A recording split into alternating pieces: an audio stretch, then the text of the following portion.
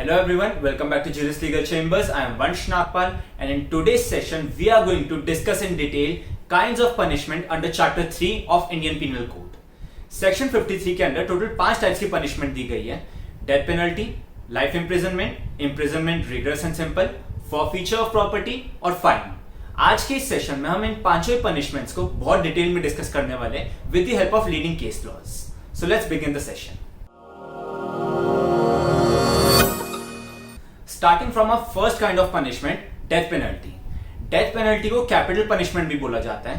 Capital term को Latin term capitalis से derive किया गया है, जिसका मतलब होता है हेड। सो कैपिटल पनिशमेंट का लिटरल मीनिंग होता है बीहेडिंग, सर काट देना। बट कैपिटल पनिशमेंट को एज डेथ पेनल्टी के लिए सब्स्टिट्यूट यूज किया जाता है। So capital punishment is considered as the most serious form of punishment. ज्यादातर डेवलप्ड कंट्रीज के अंदर कैपिटल पनिशमेंट को ऑलरेडी अबॉलिश कर दिया गया है। आज की डेट में 106 कंट्रीज के अंदर कैपिटल पनिशमेंट को कंप्लीटली अबॉलिश कर दिया गया है और 56 कंट्रीज में वर्ल्ड वाइड आज की डेट में भी कैपिटल पनिशमेंट लीगल है। और इन 56 कंट्रीज में इंडिया और यूएसए भी शामिल है। इंडिया में किसी भी कॉन्विक्ट को कैपिटल पनिशमेंट सिर्फ तब मिलती है जब उसने कोई एक्सट्रीमली ग्रेवियस नेचर का ऑफेंस कमिट करा होता है। यहाँ पे under section 28 of CrPC court of session empowered होता है कि वो किसी भी कॉन्विक्ट को डेथ पेनल्टी दे सके, but only with the confirmation of respective high court. Under section 366 of CRPC, it is mandatory for court of session to take confirmation from High Court before awarding death penalty to any convict. किसी भी convict जिसे court of session या High Court द्वारा death penalty मिली होती है, वो ऐसी death penalty को खारिज करने के लिए application डाल सकता है, अपील डाल सकता है सुप्रीम कोर्ट में under article 134 of constitution of India. और अगर वो एप्लीकेशन रिजेक्ट हो जाती है तो स्पेशल लीव पिटीशन भी डाली जा सकती है under article 136 of constitution of India. यहाँ पे सुप्रीम कोर्ट के सामने एक रिव्यू एप्लीकेशन भी डाली जा सकती है under article 137 of constitution of India. और इसके बाद भी अगर सुप्रीम कोर्ट से खारिज नहीं होती, कोई भी जुडिशियल रेमेडी नहीं मिलती, तो यहाँ पे under article 72 of constitution of India एक पार्डन के लिए एप्लीकेशन डाली जा सकती है प्रेसिडेंट को। प्रेसिडेंट के पास यहाँ पे पावर्स होती है कि वो ऐसे कॉन्विक्ट को पार्डन ग्रांट कर सके। इंडिया के अंदर डेथ पेनल्टी सिर्फ दो फॉर्म्स में दी जाती है, हैंगिंग एंड शूटिंग। हैंगिंग का हम सबको पता है। शूटिंग कब दी जाती है? जब भी कभी आर्म फोर्सेस के अंदर कोई ऑफिसर कोई ऑफेंस कमिट करता है और उसकी सजा कैपिटल पनिशमेंट होती है, तो कोर्ट मार्शल ये डिसाइड करता है कि उसे शूट करके डेथ पेनल्टी देनी है या हैंगिंग के फॉर्म में डेथ पेनल्टी देनी है। टोटल इंडियन पीनल कोड में 8 ऑफेंसेस ऐसे हैं जिनके अंडर कैपिटल पनिशमेंट दी जा सकती है। उन 8 ऑफेंसेस के लिस्ट स्क्रीन पे आप वो देख सकते हैं।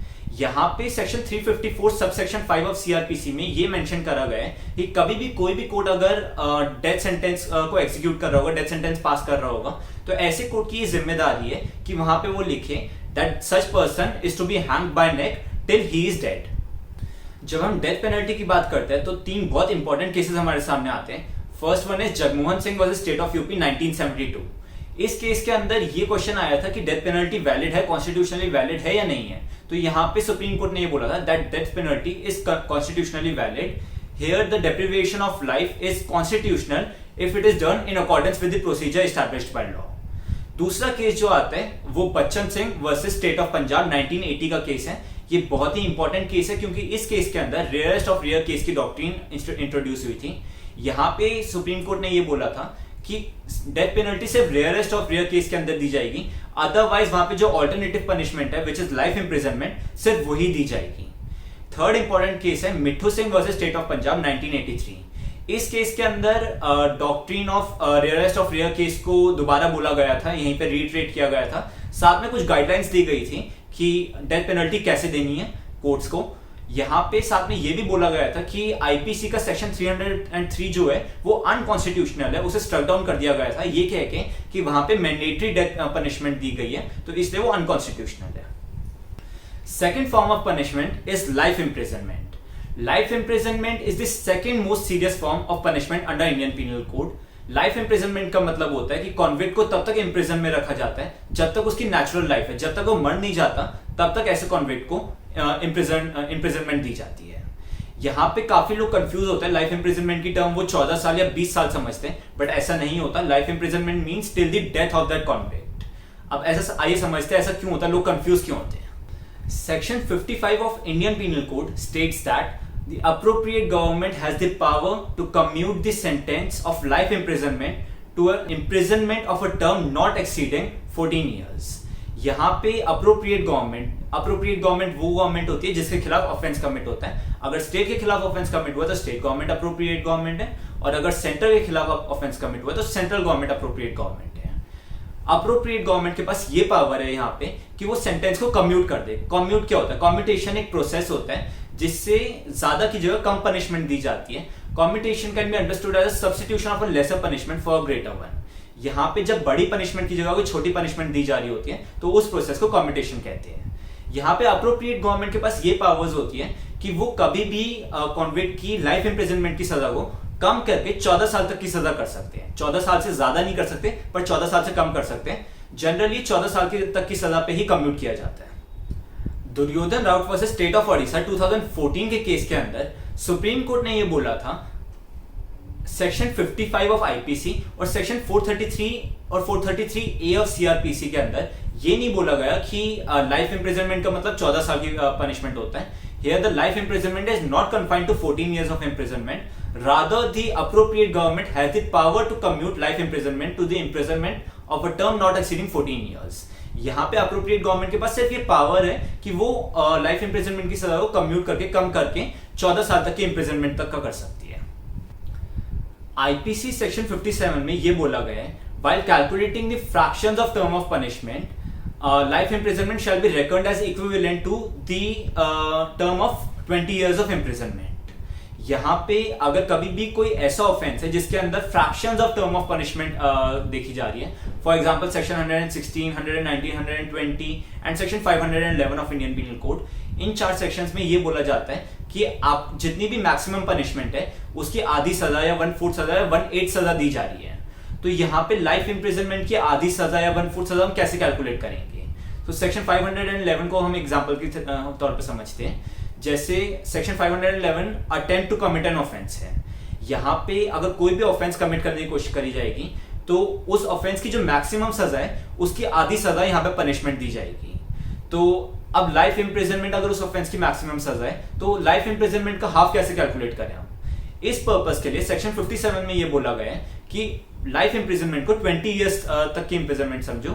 अब अगर लाइफ इंप्रिजनमेंट का हाफ कैलकुलेट करना है तो 20 इयर्स का हाफ जो है वो पनिशमेंट होनी चाहिए, 10 इयर्स की पनिशमेंट होनी चाहिए उस केस के अंदर। Gopal Vinayak Godse versus state of Maharashtra 1961 में सुप्रीम कोर्ट के सामने एक बहुत ही इंपॉर्टेंट क्वेश्चन ये आया था कि अगर किसी को लाइफ इंप्रिजनमेंट की सजा दी जाती है तो बिना कुछ कहे क्या कोई डेफिनेट पीरियड समझा जा सकता है कि इतने पीरियड तक की सजा है ये? तो यहाँ पे कॉन्स्टिट्यूशनल बेंच ने ये हेल्ड किया था that a sentence for the imprisonment for life prima facie needs to be considered as the imprisonment for the whole life of such convict, that is till his natural death. कभी भी इसे कोई definite period नहीं समझा जा सकता। अगर सजा मिलती है तो लाइफ इंप्रिजनमेंट का ये मतलब है जब तक उस इंसान की मौत नहीं हो जाती तब तक वो इंप्रिजन में ही रहेगा। Before we move on to our third kind of punishment, let's understand transportation. Transportation को आईपीसी में पहले एज अ पनिशमेंट बनाया गया था, बट आज की डेट में इसे रिपील कर दिया गया है। Transportation can be understood as banishment, मतलब देश निकाला। 5th BC के बाद से बहुत ही कॉमन फॉर्म ऑफ पनिशमेंट बन चुकी थी। जब कोई भी ऑफेंस कमिट होता था तो वहां पे ऐसे इंसान को उस देश से निकाल दिया जाता था। सो ब्रिटिशर्स के टाइम पे ट्रांसपोर्टेशन फॉर लाइफ एक कॉमन पनिशमेंट थी, जहां पे जिंदगी भर के लिए कॉन्विक्ट्स को, इंडियन कॉन्विक्ट्स को अंडमान आइलैंड्स में भेज दिया जाता था। अंडमान आइलैंड्स में वो काम करते थे अपनी डेथ तक। सो आजादी के बाद से ट्रांसपोर्टेशन और ट्रांसपोर्टेशन फॉर लाइफ को, इन दोनों ही पनिशमेंट्स को हटा दिया गया था, इन्हें रिपील कर दिया गया था by the code of criminal procedure amendment act 1955। Moving on to our third kind of punishment, imprisonment. Imprisonment under section 53 दो टाइप्स की होती है, सिंपल इम्प्रिजनमेंट और रिग्रेस इम्प्रिजनमेंट। सिंपल इम्प्रिजनमेंट के केस में जिन प्रिजनर्स को सिंपल इम्प्रिजनमेंट मिलती है उनके पास ये राइट होता है, उनके पास लिबर्टी होती है कि वो अपना काम चूज कर सके, अपनी मर्जी का काम ले सके, वर्क ऑफ एम्प्लॉयमेंट ले सके। यहाँ पे ऐसे लोगों को आसान काम दिया जाता है। On the other hand rigorous imprisonment के जो प्रिजनर्स होते हैं उन्हें कोई मुश्किल काम दिया जाता है, हार्ड लेबर के काम उनसे करवाए जाते हैं, such as the work of agriculture, carpentry, breaking of stones, building roads etcetera.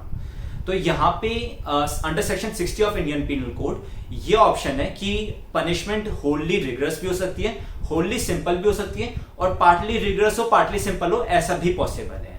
For example अगर ऐसा करा जा सकता है कि 10 साल की पनिशमेंट दी गई है जिसमें 7 साल रिगरस इंप्रिजनमेंट होगा और लेफ्ट ओवर टर्म बाकी 3 साल जो बचेंगे वो सिंपल इंप्रिजनमेंट होंगे। रिगरस इंप्रिजनमेंट और सिंपल इंप्रिजनमेंट को डिफरेंशिएट करते हुए हमने एक डिटेल में वीडियो बना रखी है ऑलरेडी, जिसका लिंक ऊपर आई बटन पे दिखेगा आपको। आप इस वीडियो को अगर आपने नहीं देखा जरूर देखिए, मैं रिकमेंड कर रहा हूँ। इस वीडियो को देखने के बाद रिगरस इंप्रिजनमेंट और सिंपल इंप्रिजनमेंट का डिफरेंस आपको अच्छे से क्लियर हो जाएगा। Fourth kind of punishment is forfeiture of property. Forfeiture generally means loss of property without any kind of compensation. यहाँ पे कोई भी इलीगल एक्टिविटी करने के लिए कोर्ट या गवर्नमेंट आपकी प्रॉपर्टी को सीज कर सकती है। तो यहाँ पे forfeiture of property white collar crimes के अंदर यूज होता है। जैसे व्हाइट कॉलर क्राइम्स में कोई भी इंसान जो गवर्नमेंट सर्वेंट है या फिर कोई और प्राइवेट बंदा जो अपना काम करते हुए कोई इलीगल मीन से गलत तरीके से ब्लैक मनी कमाता है या फिर ब्लैक एसेट्स अपने पास जमा करता है, तो ऐसे ब्लैक मनी या ब्लैक एसेट्स को इमीडिएटली सीज करने का ऑर्डर कोर्ट दे सकती है एंड उसके बदले में ऐसे इंसान को कोई भी कॉम्पनसेशन नहीं मिलेगा। Under section 126 and 127 of Indian Penal Code, the court may order forfeiture of property for depredation or plundering on territories of power at peace with the government of India. ऐसे किसी भी लैंड पे अगर कोई इंसान कब्जा कर लेता है तो ऐसे कब्जे को कोर्ट्स जो है वो चाहे तो कॉन्फिस्केट कर सकते हैं, उसे फॉरफीट कर सकते हैं। Fifth and the last form of punishment is fine. Fine can be imposed as a part of punishment with the imprisonment or it can be imposed as a part of punishment as an alternative to imprisonment. Imprisonment के साथ साथ भी fine दिया जा सकता है और ऐसा भी हो सकता है कि imprisonment की जगह फाइन दे दिया गया। यहाँ पे अगर कभी भी हम इंडियन पीनल कोड के सेक्शंस को ध्यान से पढ़े तो उसमें लिखा होता है डैश ईयर्स ऑफ इम्प्रिजनमेंट और फाइन और बोथ। ज्यादातर सेक्शंस में ऐसे ही लिखा होता है कि इम्प्रिजनमेंट भी हो सकती है, फाइन भी हो सकता है या दोनों भी हो सकते हैं। तो ऐसे केस में ये कोर्ट के ऊपर डिपेंड करता है कि वो खाली फाइन दे दे या इम्प्रिजनमेंट और फाइन दोनों की सजा दे दे।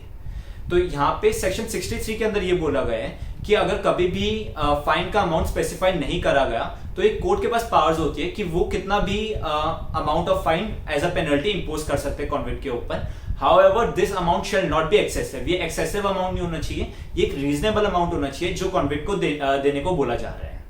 सेक्शन 64 में ये बोला गया है कि अगर कभी भी कोई फाइन का अमाउंट इंपोज किया जाता है कॉन्विक्ट के ऊपर और वो फाइन का अमाउंट वो कॉन्विक्ट पे नहीं करता तो ऐसे केस के अंदर उस कॉन्विक्ट को जेल भेजा जा सकता है फाइन का अमाउंट पे ना करने के लिए। बट यहाँ पे क्वेश्चन ये आता है कि हम टेन्योर कैलकुलेट कैसे करेंगे, कितने टाइम के लिए इम्प्रिजनमेंट के लिए भेजा जाएगा फाइन ना देने पे, इस चीज का हम टेन्योर कैसे कैलकुलेट कर सकते हैं। तो इसे कैलकुलेट करने के दो तरीके हैं। पहला जब इम्प्रिजनमेंट पीरियड गिवन हो, दूसरा जब इम्प्रिजनमेंट पीरियड कोई गिवन ना हो। सेक्शन 65 में ये बोला गया अगर इम्प्रिजनमेंट पीरियड गिवन होता है तो जो भी imprisonment period maximum imprisonment period given है उसके 1/4 टर्म के अंदर अंदर ही ऐसा कोई टर्म होनी चाहिए। इसे एक एग्जांपल की हेल्प से समझते हैं। अगर किसी इंसान को ने कोई ऑफेंस करा, उस ऑफेंस की सजा है 10 साल की इम्प्रिजनमेंट या फाइन या दोनों, और यहाँ पे कोर्ट ने बोला कि आपको सिर्फ इसमें 10 लाख रुपए फाइन देना है।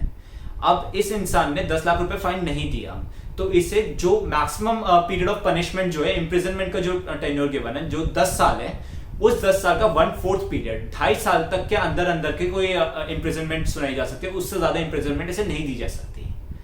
दूसरा यहाँ पे तरीका जो कैलकुलेट करने के लिए वो ये है कि जब कोई भी इम्प्रिजनमेंट का टेन्योर गिवन ना हो। सेक्शन 67 में ये बोला गया है कि अगर कोई भी इम्प्रिजनमेंट का टेन्योर गिवन नहीं होता तो ऐसे केस के अंदर अगर 50 रुपए से कम का फाइन है और जो वो नहीं पे कर पाया कॉन्विक्ट, तो ऐसे केस में 2 महीने तक की सजा होती है इम्प्रिजनमेंट। और अगर 50 से 100 रुपए के बीच में ऐसा कोई फाइन है जो नहीं कॉन्विक्ट पे कर पा रहा तो ऐसे केस में 4 महीने तक की इम्प्रिजनमेंट होगी। और अगर उससे ज्यादा कोई भी फाइन है, 100 रुपए से ज्यादा कोई भी फाइन होता है जो कॉन्विक्ट नहीं पे कर पा रहा, तो मैक्सिमम 6 महीने तक की पनिशमेंट हो सकती है, इससे ज्यादा इम्प्रिजनमेंट नहीं हो सकती। So that's it for today. आज के इस सेशन में हमने चैप्टर 3 के काफी सारे प्रोविजंस को डिस्कस किए, पर हमने 73 और 74 सेक्शन को डिस्कस नहीं करा, which are about solitary confinement. Solitary confinement एक बहुत ही इंपॉर्टेंट टॉपिक है, इसके ऊपर हम बहुत जल्दी एक अलग से वीडियो बनाने वाले हैं। सॉलिटरी कन्फाइनमेंट की वीडियो अगर आप मिस नहीं करना चाहते, जस्ट एंश्योर कि आपने चैनल को सब्सक्राइब कर रखा है और आपने बेल आइकन भी दबा रखा है, जिससे आपको हमारी सारी वीडियोस के रेगुलर नोटिफिकेशंस मिलते रहेंगे। एंड अगर आपको आज की वीडियो हेल्पफुल लगी, अगर आपको पसंद आई, just don't forget to like and share the video. And अगर आपने चैनल को अब तक सब्सक्राइब नहीं करा, just do subscribe the channel. कोई भी डाउट्स आपके इससे related, you can ask me in the comment section. Thank you so much, all the best, keep studying.